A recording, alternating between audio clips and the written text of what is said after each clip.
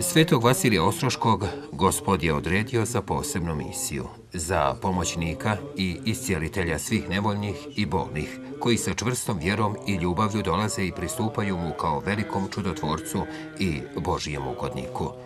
Ostroška isposnica u kojoj se podvizavao sveti Vasilije i u kojoj počivaju njegove svete mošti, svojevrsna je banja iscijeljenja, u kojoj mnogi, fizički i duhovno bolesni, nalaze milost Božiju.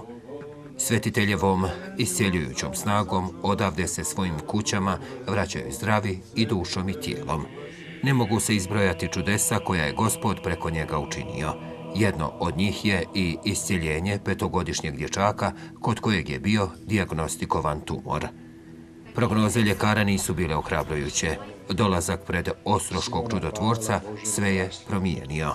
Bog je Gospod učinio da je mali kad su se vratili kući, oni me zovu poslije jedno 15 manje dana, zovu me, kaže, malo je ispalo, neka čudna se dešavanja desila.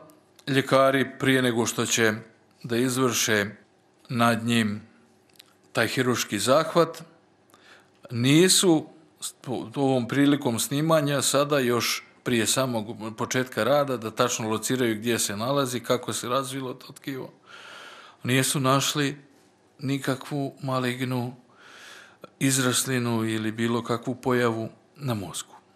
Pa su onda slali drugi put, snimali to sve, pa su slali te nalaze negdje u Europu, tamo neki naročiti centar gdje se to radi, pa smo čekali da jave odande, pa su i oni od tamo potvrdili da nema ništa i da je dijete zdravo i da se nad njim ništa ne mora vršiti. To je gotovo priča koja će se kod većine malignih oboljenja od kojih su se ljudi iscijelili tamo, koja će se desiti. Iz dana u dan u manastiru Ostrogo Gospod posredstvom velikog svetitelja, Božijeg ugodnika, velikog jerarha i učitelja, molitvenika, podvižnika, revnitelja svete pravoslavne vjere, Vasilija Ostroškog, po čudima poznatog širom Vaseljene, dešavaju se čuda. Tako se iscijelila i 15-godišnjakinja oboljela od leukemije. Tijelo je bilo sve slabije, ali duša je vjerovala u velikog iscijelitelja. Nakon godinu dana od kad se razbolila, iduće godine, oni su došli u Ostrog. Ona kaže kad se nadvila i sve vrijeme je osjećala jednu slabost da je bolesna. Iako je funkcionisala, ali znate, bolestan čovjek drugačije se osjeća nego kad je što bi rekli moderno, u top formi. Na moštima Svetog Vasilija, kad je pročitana molitva, ona kaže, tek je tad osjetila kako je ta bolest konačno s nje sišla i kako je se vratila snaga u njeno tijelo, upravo na grudima Svetog Vasilija. Oni su krenuli i negdje poslije 1-2 sata me zovu panično, šta je? Evo, kaže, šta se desilo, negdje oko Bijelog polja, u autobusu, ona da se počeše, kad pogleda, te suve noge su se napunile mesom od Ostroga do Bijeloga polja i potpuno pune i zdrave bile, evo mala i sad zdrava. Na poklonjenje pred njegove čudotvorne mošti dolaze ljudi iz svih krajeva svijeta, među njima i Širin ben Jakov iz Izraela. Oduševljen sam ovim mjestom. Ovdje je zaista predivno, zadivljujuće.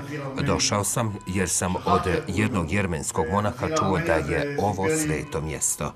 Vidio sam ljude kako dolaze bosi, vjeruju i žele da se mole. Lijepo je, lijepe su i ikone. Sve odiše mirom.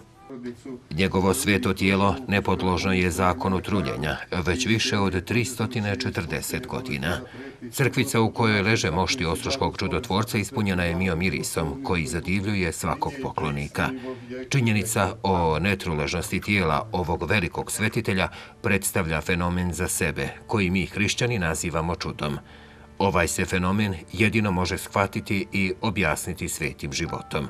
Podsjetimo, sveti Vasilije Ostroški ovozemaljski život skončao je u subotu svijetle nedjelje, 12. maja 1671. godine u svojoj Ostroškoj keliji, koja je tada bila osijana nebeskom svjetlošću.